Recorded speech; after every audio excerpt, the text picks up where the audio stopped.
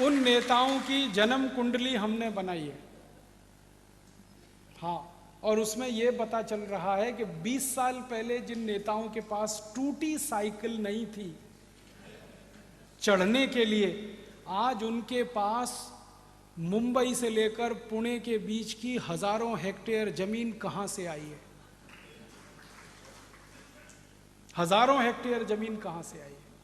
वो बताएं इस देश को कि उनके बाप दादों ने क्या छोड़ा था और उन्होंने देश की सत्ता में आने के बाद क्या इस देश में से लूट कर अपनी व्यवस्था बनाई। हमारे पास कुछ नेताओं की जन्म कुंडलियां हैं जो दादर रेलवे स्टेशन पर 20 साल पहले भाजी पाला बेचते थे। आज उनके पास 20,000 करोड़ की संपत्ति है। हमारे पास एक नेता की जन्म कुंडली है जो नासिक में सिनेमा का टिकट ब्लैक करता था 20 साल पहले। आज उसके पास 25,000 करोड़ की संपत्ति है। हमारे पास कुछ नेताओं की जन्म कुंडलियां हैं जो दूध बेचा करते थे 20 साल पहले अपनी जीविका चलाने के लिए। आज उनके पास 30,000 करोड़ 35,000 करोड़ की संपत्तियां हैं। कहां से आ गया ये सब? तो वो जवाब देंगे भगवान ने दे दिया।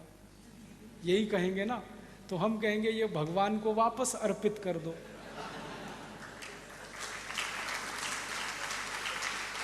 भगवान ने दे दिया, भगवान को ही अर्पित कर दो और फिर भगवान तय कर लेंगे कि इस धन का क्या करना है।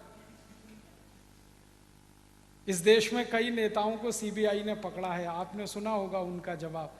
बिस्तर के नीचे से 500-500 के नोटों की गड्डियां निकली हैं, ऐसे कई नेता इस देश में। वो एक ही जवाब देते हैं, भगवान ने दे दिया। हमारा जवाब है कि भगवान को फिर दे दो आप। उन्होंने आपको दे दिया, आप उनको दे दो, देश का काम उसमें से हो जाएगा। इन देश के अधिकारियों के बारे में भी हमने काफ़ी काम किया है। एक अधिकारी उत्तर प्रदेश में आईएएस कैडर का है। थोड़े दिन पहले सीबीआई ने उसके घर में छापा मारा, उसके एक घर से 480 करोड़ की संपत्ति मिली। उस अधिकारी का नाम है अखंड प्रताप सिंह और वो उत्तर प्रदेश सरकार में चीफ सेक्रेटरी रहा। मैंने उसके 40 साल की नौकरी की पूरी तनख्वाह पूरी पगार जोड़ी तो 84 लाख होनी चाहिए। उसकी 480 करोड़ की संपत्ति। और उस अधिकारी ने कहा ये तो उसका एक घर है, ऐसे उसके 9 घर और हैं अभी।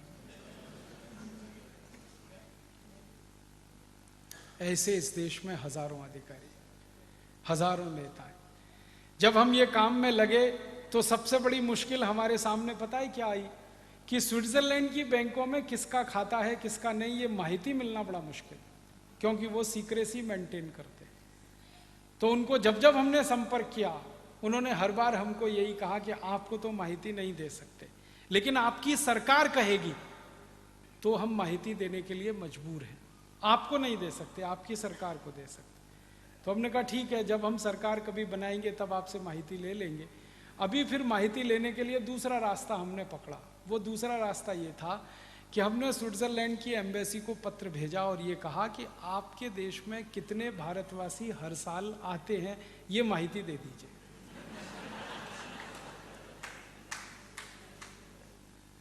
तो उनको शक नहीं हुआ, क्योंकि वो पत्र दूसरे पते से हमने लिखा। हमने कहा कि कितने लोग स्विट्जरलैंड की यात्रा करते हैं, ये माहिती दे दीजिए। फट से माहिती आई, 92,000 भारतवासी हर साल स्विट्जरलैंड की यात्रा करते हैं। फिर हमने दूसरा पत्र भेजा कि हमको अब दूसरी माहिती ये दे दीजिए कि इसमें से कितने भारतवासी हैं जो हर महीने आते हैं आपके। हर महीने में 1 बार आते हैं, 2 बार आते हैं, 3 बार आते हैं, 4 बार आते हैं, वो कितने हैं? और साल में 1 बार आते हैं, वो कितने हैं? और इसमें से ऐसी माहिती अलग अलग कर दीजिए कि हनीमून मनाने के लिए कितने भारतवासी स्विट्जरलैंड आते हैं, वो अलग बताइए, और बाकी काम के लिए जो आते हैं वो अलग बताइए। तो उनकी दूसरी भी माहिती आ गई। उन्होंने कहा हनीमून मनाने के लिए हर साल 12,000 भारतवासी आते, और ये दोबारा नहीं आते, एक ही बार आते। ये दोबारा क्यों नहीं आते? तो उन्होंने कहा वो आप उनसे पूछो। तो कुछ हनीमून वालों को हमने पूछा आप दोबारा क्यों नहीं गए? तो उन्होंने कहा कुछ देखने लायक है ही नहीं उस देश में, उससे अच्छा तो अपना जम्मू कश्मीर है, उससे अच्छा उत्तराखंड है, एक ने तो मुझे बताया कि राजीव भाई क्या जाना उस देश में, 2 घंटे कार चलाओ तो देश खत्म हो जाता है, दूसरे देश में घुस जाते हैं, इतना छोटा सा देश है। फिर किसी ने कहा कि वो बर्फ देखने हम गए थे, उससे सुंदर बर्फ तो जम्मू कश्मीर में दिखती है। फिर एक ने मुझे कहा दूर के ढोल सुहावने होते हैं। तो जब तक हमने देखा नहीं था स्विट्जरलैंड तब तक लगता था बहुत सुंदर है, अब देख लिया तो लगता है बेकार है, क्या करना है, तो वो दोबारा नहीं जाते। लेकिन जो बार बार जाते हैं, हर बार जाते हैं, वो 80,000। इसका माने इन्हीं के खाते हैं स्विस बैंकों। उनमें से कई हफ्ते में एक बार जाते हैं, कुछ 15 दिन में जाते हैं, कुछ महीने में 2-3 बार जाते हैं, कुछ साल में 2-3 बार जाते हैं। इन 80,000 लोगों पे हमने कंसंट्रेट किया तो सबकी माहिती अब धीरे धीरे मिल रही है। इनमें से एक की माहिती मिली, पुणे में रहता है वो आदमी, उसका नाम है हसन अली। उसका 72,000 कोटि रुपए, एक ही आदमी, 72,000 कोटि, 72,000 करोड़ एक ही व्यक्ति का। और ऐसे अगर 100 इकट्ठे हो जाएं तो 72 लाख करोड़ तो ऐसे ही हो गया। तो ये 80,000 जो खाते हैं स्विस बैंकों में, दूसरे बैंकों में, नेताओं के, अधिकारियों के, इनको राष्ट्रीय संपत्ति घोषित कराना है कानून बना के, और ये पैसा वापस लाना है। ये 110 लाख करोड़ रुपए वापस आएगा, ये हमारा संकल्प है।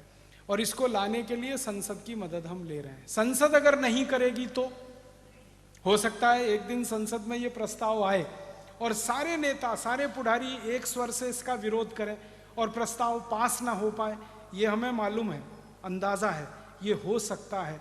तो हमारा दूसरा संकल्प, और हमारा दूसरा संकल्प ये है कि अगर ये पुढ़ारियों ने होने नहीं दिया तो हम नई संसद बनाएंगे, नए पुढ़ारियों को चुनकर लेके जाएंगे पार्लियामेंट। और हमें भरोसा है कि सारे देश में से 545 ईमानदार लोग हमें मिलेंगे संसद में जाने के लिए, क्योंकि अभी भी इस देश में ईमानदारी समाप्त नहीं हुई है, वो जीवित है। ये ठीक है कि ईमानदारी दबी हुई है लेकिन समाप्त नहीं हुई। हो सकता है कि हम 545 को ढूंढने के लिए निकलें और हमको 5,000 मिल जाएं, 10,000 मिल जाएं, 15,000 मिल जाएं। तो हमारी तैयारी है कि ईमानदार लोगों को ढूंढ ढूंढ के संसद में भेजेंगे, विधानसभाओं में भेजेंगे, और लोगों को एक ही अपील करेंगे कि इनको इसलिए भेजना है कि 110 लाख करोड़ वापस लाना है, इनको इसलिए भेजना है कि अंग्रेजों की सरकार से लड़ाई लड़के 300 लाख करोड़ वापस लाना। तो लोग मदद करेंगे हमारी, और लोग उनको चुनकर भेजेंगे। नई संसद बनेगी, नई विधानसभाएं बनेगी, नई लीडरशिप आएगी और वो इस काम को करके जाएगी। उसके अलावा भी हमने पास तीसरा एक रास्ता है, सुप्रीम कोर्ट की मदद से हम ये काम कर सकते हैं। सुप्रीम कोर्ट में एक बार एक मुकदमा हुआ था, आपको मैं पुरानी याद दिलाता हूँ। सुप्रीम कोर्ट ने यूरिया घोटाले का एक मुकदमा सुना था जब नरसिम्हा राव प्रधानमंत्री थे। तो यूरिया घोटाला हुआ था, 133 करोड़ रुपए पेमेंट हुआ, यूरिया नहीं आया, आपको मालूम है। सुप्रीम कोर्ट में केस गया तो उन्होंने फैसला दिया कि 133 कोटि रुपए देश की राष्ट्रीय संपत्ति है, वो जिसके भी खाते में है वो भारत में वापस आना चाहिए।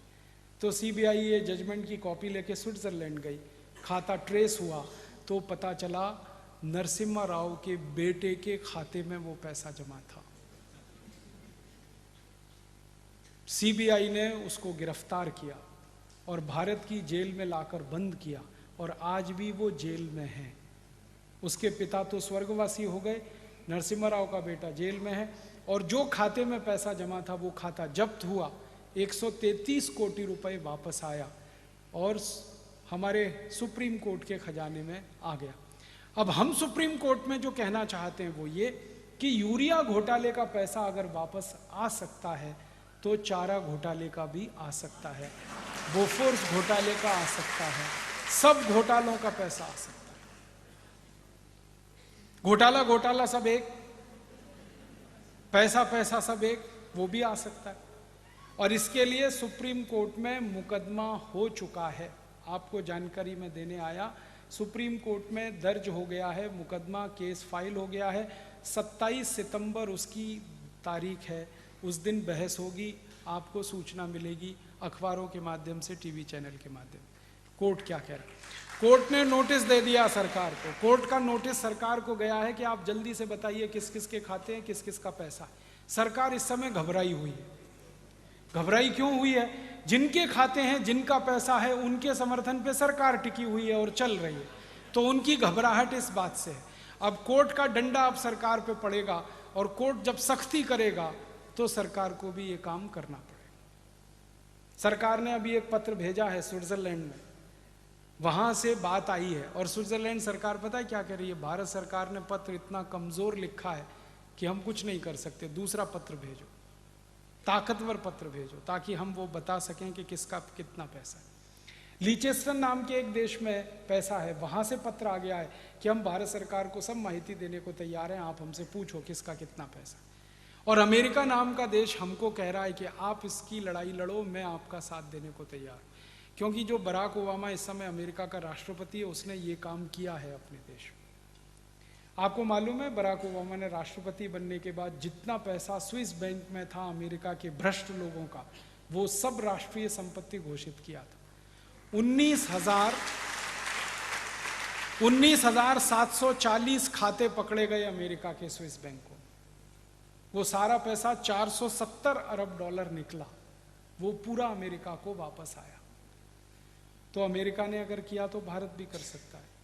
और बराक ओबामा कह रहा है कि मैं भारत की मदद करना चाहता हूं। एक बार किसी ने पूछा बराक ओबामा से, तुम भारत की मदद क्यों करना चाहते हो? तो कहता है कि भारत मेरे नेता का देश है।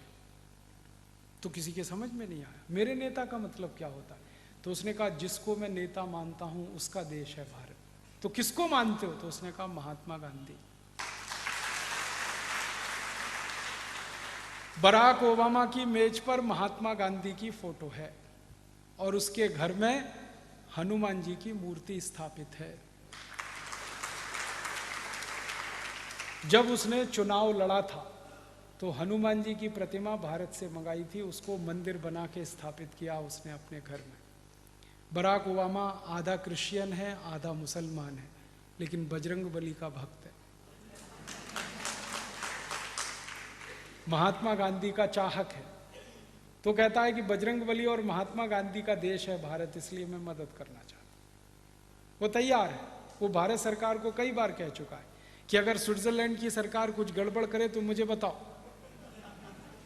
क्योंकि उसने अभी स्विट्जरलैंड की सरकार का स्क्रू टाइट करके पैसा निकलवाया। तो बराक ओबामा मदद करना चाहता है तो हम मदद ले सकते हैं, और वो ना भी करे तो हम अकेले भी कर सकते हैं। हम स्विट्जरलैंड के खिलाफ अंतर्राष्ट्रीय अदालत में मुकदमा करके भी ये पैसा ला सकते हैं। हम स्विट्जरलैंड से दादागिरी करके भी ये पैसा ला सकते हैं। स्विट्जरलैंड है कितना बड़ा देश, छोटा सा। आर्मी उसके पास नहीं, एयरफोर्स उसके पास नहीं, नेवल फोर्स उसके पास नहीं, पुलिस उसके पास नहीं। थोड़ा अगर हम टाइट कर दें 1 मिनट में दे देंगे वो सारा पैसा। तो इसलिए दादागिरी करके भी ला सकते हैं, कानून से भी ला सकते हैं, संसद की मदद से ला सकते हैं, सुप्रीम कोर्ट की मदद से ला सकते हैं। रास्ते बहुत हैं, पैसा ये लाना है 110 लाख करोड़। फिर आप बोलेंगे इसका करना क्या है? करना क्या है? देश का विकास करना है, जो नहीं हुआ 62 साल। तो 110 लाख करोड़ में क्या क्या हो जाएगा? छोटी छोटी कुछ बातें बताता हूं। हिंदुस्तान में 6,38,365 गांव हैं। हर गांव में 100 उद्योग हम लगाएं, 100 उद्योग हर गांव में। इसको ध्यान से सुनिएगा, 1 नहीं, 2 नहीं, 3 नहीं, 100 उद्योग हर गांव में लगाएं तो मात्र 10 लाख करोड़ का खर्च होगा। और हमारे पास 110 लाख करोड़ है। आप बोलेंगे कौन कौन से 100 उद्योग? हमारे भारत में 2 लाख से ज्यादा गांव हैं जहां कपास पैदा होता है। जहां कपास पैदा होता है वहां सूत बन सकता है, जहां सूत बन सकता है वहां खादी वस्त्र बन सकता है। तो खादी वस्त्र निर्माण का उद्योग हर देश के, माने भारत देश के 2 लाख गांव में चल सकता है। और उनमें जो खादी बनेगी वो सब हम भारतवासी खरीद कर उसका उपयोग कर सकते हैं। अभी भारत में 1% लोग खादी खरीदते हैं। अगर 100% लोग खादी खरीदें तो 2 लाख गांव में बनने वाली सारी खादी बिक जाएगी और 15 करोड़ भारतवासियों को उससे रोजगार मिल जाएगा। आप बोलेंगे हम खादी क्यों खरीदें? खादी इसलिए खरीदिए कि उसका उत्पादन करने वाला शेतकरी जो कपास उत्पन्न करता है। खादी इसलिए खरीदिए कि कपास उत्पन्न होने से सूत बनता है, सूत बनने से कपड़ा बनता है, वो कपड़ा आप खरीदेंगे तो पैसा किसी शेतकरी के घर में जाता है। आप ये मानते हैं कि विदर्भ के शेतकरी आत्महत्या ना करें, तो उसका एक ही रास्ता है कि आप खादी खरीदें, क्योंकि विदर्भ में सबसे ज़्यादा कपास पैदा होती है और कपास पैदा करने वाला ही शेतकरी सबसे ज़्यादा आत्महत्या करता है, क्योंकि कपास का भाव नहीं मिलता। भाव क्यों नहीं मिलता? क्योंकि कपास के बने हुए खादी की बिक्री नहीं है। और बिक्री क्यों नहीं है? क्योंकि आप टेरिलीन, टेरिकॉट, शिफॉन, जॉर्जेट पहनते। ये टेरिलीन, टेरिकॉट, शिफॉन और जॉर्जेट आप खरीदेंगे, सारा पैसा धीरूभाई अंबानी के खाते में जाता है।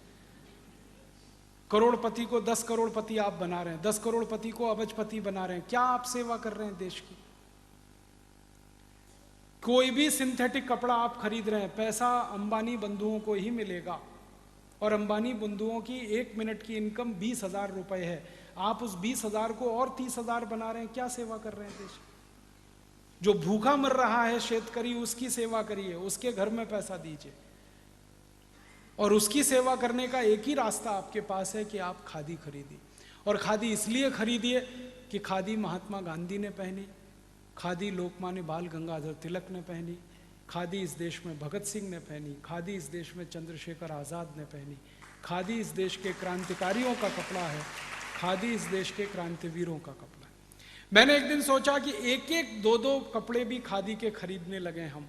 हमारी तौलिया, हमारा रूमाल, हमारा एक कुर्ता, एक पजामा, ऐसे ही थोड़े थोड़े कपड़े खरीदने लगे तो करोड़ों मीटर खादी बिक सकती है इस देश में, और 2 लाख गाँव में उद्योगों की स्थापना हो सकती है।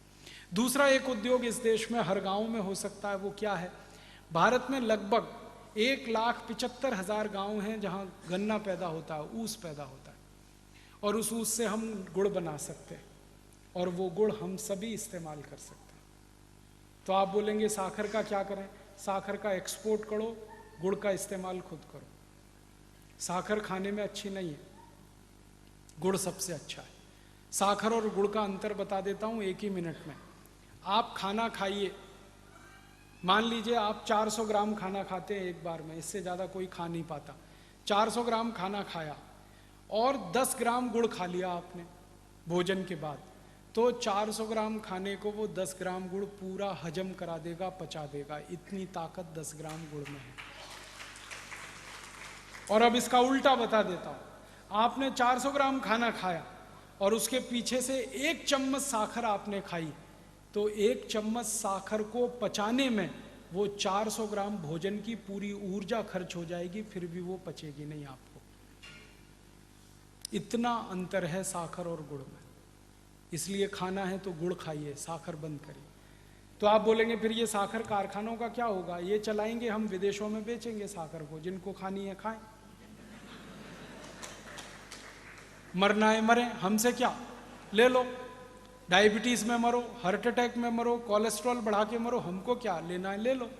फिर उनको जागृति आ जाएगी, विदेशों में भी जागृति आएगी, तो फिर वो साखर नहीं गुड़ मांगेंगे। तो अच्छा है, सब कारखाने बंद करके गुड़ बनाएंगे हम, तो सारी दुनिया को खिलाएंगे, हम खुद खाएंगे। आपको मालूम है साखर बनाने के लिए करोड़ों रुपए का प्रोजेक्ट लगता है, बैंक से लोन लेना पड़ता है, करोड़ों रुपए इन्वेस्ट करना पड़ता है। गुड़ बनाने के लिए छोटे से प्रोजेक्ट में हो जाता है, बैंक से लोन नहीं लेना पड़ता, करोड़ों रुपए खर्च नहीं होते, बहुत आसानी से हो जाता है। और कोल्हापुर, सतारा, सांगली के सब शेतकरी गुड़ बनाने की टेक्नोलॉजी जानते हैं, उनको सिखाने की जरूरत नहीं है, वो हजारों साल से बनाकर इस्तेमाल करते रहे। और गुड़ से भी अच्छी एक चीज है जो सारी दुनिया को हम खिलाएं तो बात ही कुछ और है, वो है काकवी। आपको सुनकर हैरानी होगी, वो गुड़ से भी अच्छी है। गुड़ तो अच्छा है ही, लेकिन वैज्ञानिकों ने जो रिसर्च करके दिया वो बताया काकवी गुड़ से भी 100 गुना अच्छी। और काकवी बनाना तो सिर्फ शेतकरी जानता है, इसका माने टेक्नोलॉजी उसके हाथ। हम अगर उसको प्रमोशन करें, गांव गांव में जहां भी ऊस उत्पन्न हो रहा है वहां काकवी बने, बोतल में बंद करके अच्छी पैकिंग करके सारी दुनिया में बिके, लोग खरीदने को तैयार है, क्योंकि उनको वो क्वालिटी की कोई चीज मिलती नहीं, हम दे सकते हैं। तो दूसरा उद्योग ये चल सकता है। तीसरा एक बड़ा उद्योग हर गांव में हो सकता है, तेल का। हमको मूंगफली का तेल चाहिए, शेंगा का तेल चाहिए, तिल का तेल चाहिए, सरसों का तेल चाहिए, और ये सब शेंगा तिल गांव में उत्पन्न होता है। 2 लाख गांव हैं जहाँ शेंगा होता है, जहाँ तिल होता है, जहाँ सरसों होती है। हर जगह तेल निकल सकता है गांव में। बिजली नहीं है तो भी तेल निकल सकता है। तेल निकालने का वो पहले एक छोटा सा कोलू चलता था बैल की मदद से, वो अभी फिर चल सकता है, और उसका निकाला हुआ तेल दुनिया में सर्वश्रेष्ठ है। आप जानते हैं क्यों? क्योंकि वो तेल अगर हम खाएं तो हार्ट अटैक कभी आ नहीं सकता, क्योंकि उस तेल से HDL बढ़ता है, और अभी जो डब्बा बंद तेल हम खाते हैं उससे LDL और VLDL बढ़ता है, जो हार्ट अटैक का सबसे बड़ा कारण। हमारे जो पुराने लोग थे ना, पूर्वज, वो तेल वही खाते थे जो कोलू से निकलता था। धीरे धीरे धीरे धीरे, जानते हैं उसमें खासियत क्या है? टेम्परेचर नहीं बढ़ता तेल का, बहुत धीमे धीमे निकलता है, तो तेल की सारी पौष्टिकता, जो उसका प्रोटीन तत्व है, वो जिंदा रहता है उसमें, और उसी कारण किसी को हार्ट अटैक नहीं आता था। हमारे पुरखे बहुत तेल खाते थे, तूप भी बहुत खाते थे, तो भी हार्ट अटैक नहीं आता। अभी हम डब्बा बंद तेल खाते हैं। ये डब्बा बंद तेल मशीनों से निकलता है। मशीन से जब तेल निकलता है तो टेम्परेचर इतना बढ़ता है कि तेल की सारी पौष्टिकता जल जाती है। फिर उसमें दूसरे तेल मिलाते। सरकार ने उनको लाइसेंस दिया हुआ है भेड़सेड़ करने का, मिलावट करने का। आपको मालूम है, शुद्ध तेल में बाहर से आयातित बहुत सारे दूसरे तेल मिला देते, और वो तेल आपको हजम नहीं होते, फिर आपके जीवन में दुख का कारण बनते हैं। तो हम शुद्ध तेल गांव गांव निकलवाएंगे बैलों से, फिर तेल का कोलू चलवाएंगे, बैलों को काम मिलेगा, शेतकरी को काम मिलेगा, तेल का डब्बा गांव से भर के शहर में आके बिकेगा, और इस तेल को खाने के लिए लोग तैयार हैं, देने वाले नहीं है। 56,000 कोटि रुपए का बाजार है तेल का हिंदुस्तान में। हम कम से कम 10 कोटि शेतकरी को रोजगार दे सकते हैं तेल के उद्योग, ये हम करेंगे। फिर और एक काम हो सकता है, भारत में गेहूं उत्पन्न होता है, लगभग 2.5 लाख गांव हैं जहां गेहूं होता है। जहां गेहूं होता है वहां गेहूं का आटा बन सकता है। अभी गेहूं का आटा शहर में बनता है मशीन से, उसमें भी वही समस्या है, मशीन बहुत तेज घूमती है, टेम्परेचर ज़्यादा हो जाता है, आटे की पौष्टिकता खत्म हो जाती है। हम तो वो हाथ वाली मशीन चलवाएंगे आटे की। हजारों साल इस देश के लोगों ने हाथ से चक्की चला के आटा पीसा है, और जिन माताओं ने ये काम किया है उनको कभी भी पुत्र या पुत्री का जन्म देने के लिए हॉस्पिटल नहीं जाना पड़ा, सिजेरियन नहीं कराना पड़ा। आप जानते हैं क्यों? जब वो चक्की चलाते हैं तो उसमें सबसे बड़ी एक्सरसाइज होती है, वो गर्भाशय की होती है, पेट की होती है, और माँ का गर्भाशय सबसे ज़्यादा लचीला बनता है जब आप वो चक्की चलाते हैं, और अगर गर्भाशय फ्लेक्सिबल है तो बच्चे का जन्म सबसे आसानी से हो सकता है। तो माँ के लिए बच्चे का जन्म आसान है, वो तो एक बात है। फिर हाथ से पिसा हुआ आटा खाएंगे, जिंदगी में कोई त्रास नहीं हो सकता पेट का, क्योंकि धीरे धीरे पीस कर बना। और हमारी तो तैयारी ये है कि जो पुरुष हैं और जिनके पेट बाहर निकले हैं उनसे भी चक्की चलवाएं,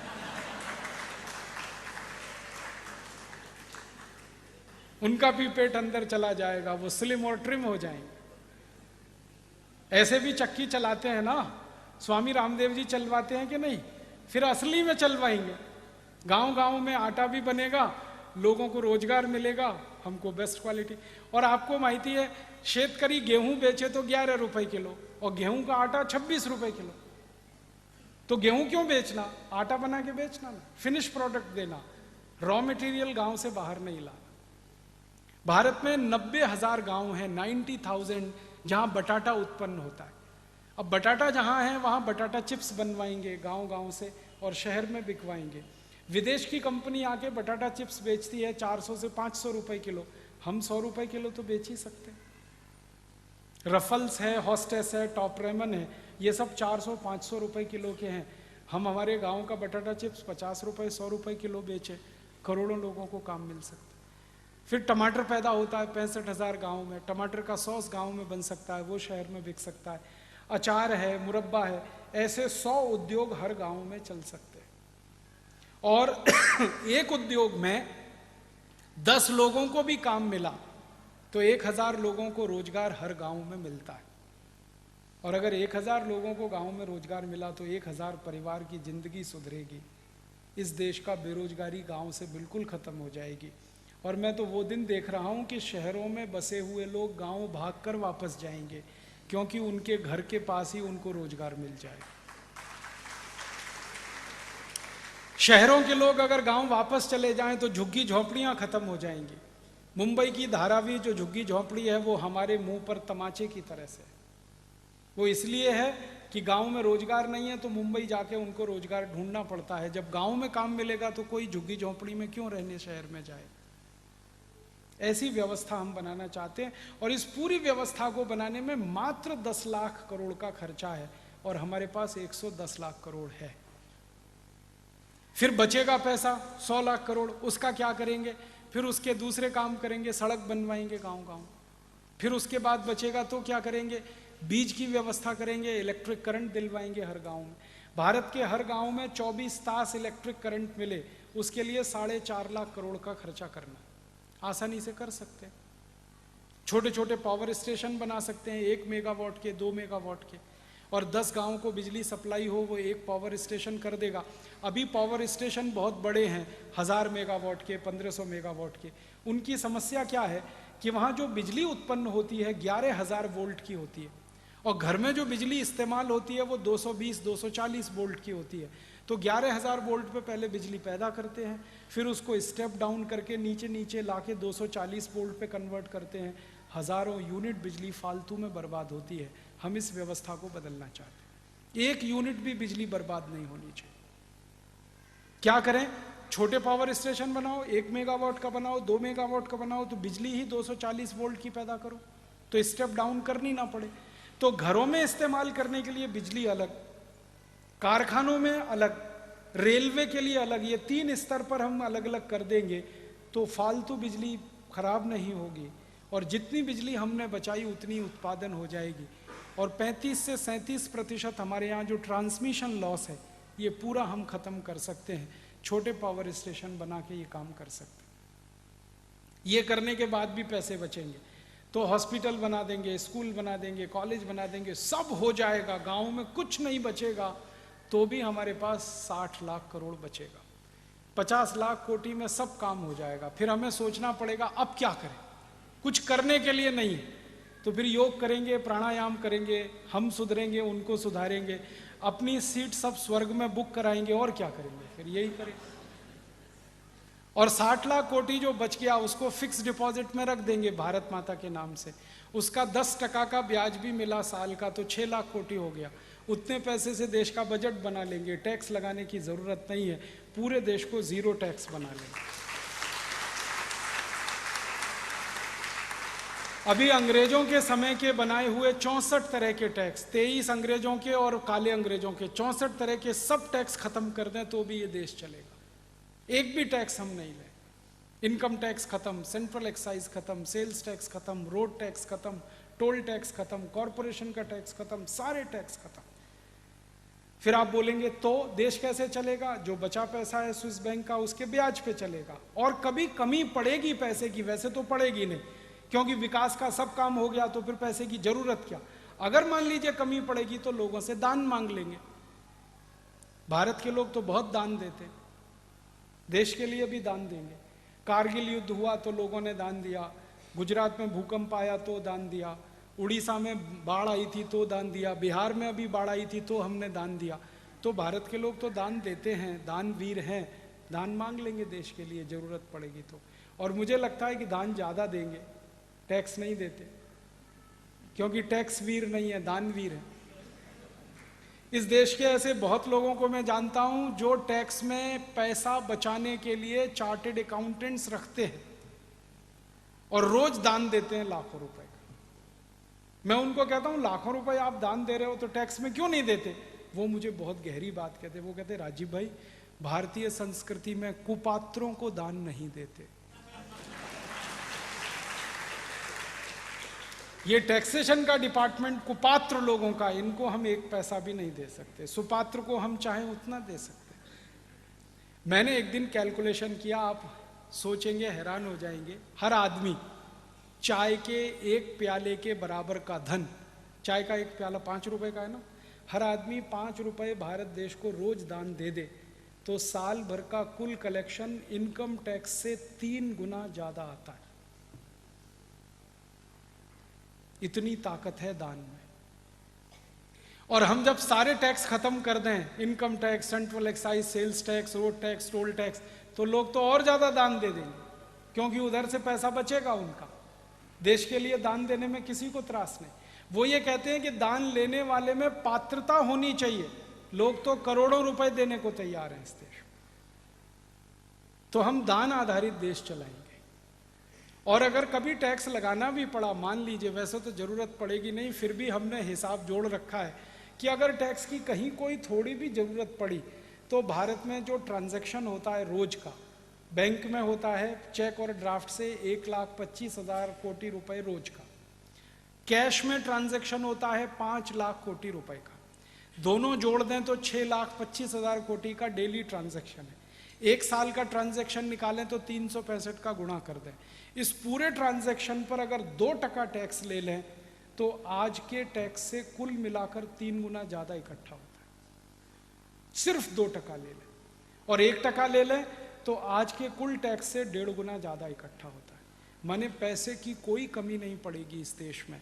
और लोग मुझे कहते हैं कि आप 64 तरह के टैक्स हटा दो, हम बहुत आसानी से आप जो कहोगे वो दान में दे देंगे। इस देश में बहुत सारे उद्योगपतियों को मैंने बात की है, वो ये कहते हैं कि आप ये कर दो काम, हम आपको गारंटी देते हैं कि 1,000 गांव को हम उतनी सुविधाएं दे देंगे जितनी शहर में। और एक भारत का बड़ा उद्योग, टाटा, बिरला, डालमिया वगैरह वगैरह, 1,000 गांव को अगर गोद लेकर विकास कर दे तो भारत के हर गांव की तकदीर बदल जाएगी, कहानी दूसरी हो जाए। वो ये कहते हैं हमें क्या फर्क पड़ता है, जो हम सरकार को दे रहे थे टैक्स में वो गांव को लगा देंगे, हमें तो पैसे लगाने ही हैं। तो विकास की सारी योजनाएं इस तरह से हम बना सकते हैं। इस देश को जीरो टैक्स बना सकते हैं। और जीरो टैक्स होते ही 2 फायदे होंगे। पहला फायदा ये होगा कि महंगाई एकदम नीचे आएगी। 70% चीजों के दाम एक झटके में खत्म हो जाए। जो चीज आपको 100 रुपए की मिल रही है वो 30 रुपए की। अगर हम सारे टैक्स खत्म कर दें इस देश में से, तो मैं आपको छोटी बातें बताता हूं। 1 लीटर पेट्रोल मिलेगा 12 रुपए का, 1 लीटर डीजल मिलेगा 7.5 रुपए का, एक रसोई गैस का सिलेंडर मिलेगा 40 रुपए का, एक पेन आपको मिल जाएगा 2 रुपए का, दाल मिल जाएगी 12-15 रुपए किलो, चावल मिल जाएगा 17-18 रुपए किलो, साखर मिल जाएगी 12-13 रुपए किलो। आप न्यूयॉर्क जाएं और न्यूयॉर्क से वापस आए, 7,000 रुपए में सब काम हो जाएगा, जो अभी 90,000 में होता है। आपका बेटा अगर इंजीनियरिंग पढ़ेगा IIT में तो 5 साल का खर्चा 25,000 आएगा, जो अभी 5 लाख आता है। MBBS करेगा तो 5 साल का उसका खर्चा 35-40 हजार आएगा। सब टैक्स कम होंगे, हर चीज सस्ती हो जाएगी। और जब चीजें सस्ती होंगी तो गरीब से गरीब आदमी को जिंदगी बिताने का रास्ता खुलेगा। और एक सबसे बड़ा काम ये होगा कि आपको अभी बहुत पगार मिलती है तो भी घर खर्च नहीं चलता, क्योंकि महंगाई आपकी मार करती है। फिर पगार थोड़ी सी भी मिलेगी तो घर खर्च बहुत अच्छे से चलेगा। मेरे पिताजी मुझे बताते हैं कि वो सरकारी नौकरी में पहली बार आए तो उनको 250 रुपए की पगार मिली थी। उसमें उन्होंने घर का सारा खर्च चलाया था और 3 तोला सोना खरीदा था पहली पगार से। 250 रुपए मिली थी, घर का खर्च चलाने के बाद 3 तोला 30 ग्राम सोना खरीदा था। और वो कहते हैं हर महीने में मैं 30 ग्राम सोना खरीदता था, इतनी 250 रुपए की वैल्यू थी। अब 3 तोला सोना खरीदना हो तो 30,000 तो ऐसे ही चाहिए, अब तो 45,000 चाहिए। 45,000 तो सोने के लिए चाहिए, 15-20 हजार घर चलाने के लिए, माने 50,000 का खर्चा मिले तो 3 तोले सोना खरीदे और घर खर्च चले। इतनी महंगाई बढ़ी है, इतना इन्फ्लेशन बढ़ा है, ये खत्म कर सकते हैं हम। कम पैसे में जिंदगी गुजर सकती है, कम पगार में जीवन चल सकता है। और कम पगार में जीवन चलने लगे तो 6th पे कमीशन की जरूरत नहीं, 5th पे कमीशन की जरूरत नहीं, 4th पे कमीशन की जरूरत नहीं, ये सब खत्म कर सकते हैं। व्यक्ति को असमानता से निकालकर हम समानता में ला सकते हैं, ये व्यवस्थाएं हो सकती है। और एक सबसे बड़ी बात मैं कहना चाहता हूं, अगर टैक्स खत्म हो जाए, इनकम टैक्स, तो काला धन रह नहीं सकता, ब्लैक मनी होगा नहीं। ब्लैक मनी होगा नहीं तो कोई बेईमान हो नहीं सकता, सब ईमानदार हो जाए। और जिनके पास काला धन नहीं है वो रिश्वत किसी को दे नहीं सकते। जब मनी ब्लैक होता है तभी रिश्वत दी जाती है और ली जाती है। जब काला धन रहेगा नहीं तो कोई रिश्वत देगा नहीं, कोई लेगा नहीं। तो ईमानदारी ऐसे ही पूरे देश में आ जाएगी। और एक बड़ा काम होगा, काला धन होगा नहीं तो सब धन सफेद होगा। सफेद होगा तो या तो बैंकों में जमा होगा, या उद्योगों में लगेगा, व्यापार में लगेगा, या लोग उसको खर्च करेंगे। अभी भारत में 36 लाख कोटि रुपए का काला धन है। इनकम टैक्स खत्म करते ही ये सारा सफेद हो जाए। और जब धन सफेद हो जाएगा तो कोई भी उस धन का एक पैसा स्विस बैंक में ले जाके जमा करेगा नहीं, क्योंकि वो वाइट मनी है, वो ब्लैक नहीं। तो स्विस बैंकों में पैसा जाना बंद हो जाएगा। जो पैसा जमा होगा वो भारत की बैंकों में ही जमा होगा, और जो यहाँ जमा होगा पैसा वो यहाँ की समृद्धि बढ़ाने के काम में आएगा। माने बहुत जल्दी हम इस देश को सोने की चिड़िया फिर बना लेंगे, मुश्किल कुछ नहीं। एक काम हम और करना चाहते हैं कि जो बड़े नोट हैं हमारे देश में, 1000 के, 500 के, 100 के, ये बंद करना है, छोटे नोट चलाना। क्यों? अभी पाकिस्तान एक देश है जो नकली नोट छाप छाप के हमारे यहाँ डालता रहता है, आपको मालूम है। और हमारी करेंसी में 15% नोट अभी नकली आ चुके हैं। स्टेट बैंक ऑफ इंडिया के एटीएम से नकली नोट निकल रहे हैं, ये हालत हो गई है। कहां से आ रहे हैं? सब पाकिस्तान छाप के डाल रहा है। पाकिस्तान से जो एजेंट आते हैं नकली नोट लेकर, उनको अभी थोड़े दिन पहले सीबीआई वालों ने पूछा और कहा कि तुम 1000 के नोट लाते हो, 500 के लाते हो, 100 के लाते हो, 50 का नोट क्यों नहीं लाते? तो कहते हैं पाकिस्तान छापता नहीं वो 50 का नोट। क्यों नहीं छापता? तो एक एजेंट ने कहा कि 50 रुपए का नोट पाकिस्तान में छपे और भारत में लाकर उसको हम चलाएं तो 55 रुपए खर्च होते हैं उसमें, इसलिए हम 50 का नोट नहीं छापते, 1000 का, 500 का, 100 का। अब पाकिस्तान की इस योजना को विफल करना हो तो आप 1000, 500, 100 के नोट बंद कर दो, 50 के ही नोट रखो। और 1000, 500, 100 के नोट जिनके भी पास हैं, एक दिन रिजर्व बैंक ऐलान करे कि आप उसको एक्सचेंज कर लो, बैंक आपको 50 के नोट दे देगा। 2 फायदे होंगे, पाकिस्तान की योजना ध्वस्त। दूसरा फायदा होगा कि फिर कोई माई का लाल रिश्वत कैसे देगा वो हम देखेंगे। अभी 10 करोड़ की रिश्वत देनी है तो एक ब्रीफ केस में 1000 के नोट भर के दे आता है कोई। फिर 10 कोटी की रिश्वत देनी है तो ट्रक भर के ले जाना पड़ेगा। देने वाला भी परेशान, लेने वाला भी परेशान। कोई आदमी ट्रक भरा हुआ कहाँ रखेगा घर में, और जो देने जा रहा है वो कितनी जगह चेक होगा और पकड़ा जाएगा। तो घूसखोरी, रिश्वतखोरी सब अपने आप खत्म हो जाएगी। और जो गंभीर बात मैं कहना चाहता हूं वो ये, अपने भारत में 84 कोटि लोग ऐसे हैं जो एक दिन में 20 रुपए ही खर्च कर पाते हैं, तो उनको तो 1000 के नोट की जरूरत नहीं, उनको तो 20 रुपए चाहिए, 10 रुपए चाहिए। तो उसके लिए तो हमें ये करना ही पड़ेगा। बड़ी करेंसी के नोट हम खत्म करना चाहिए।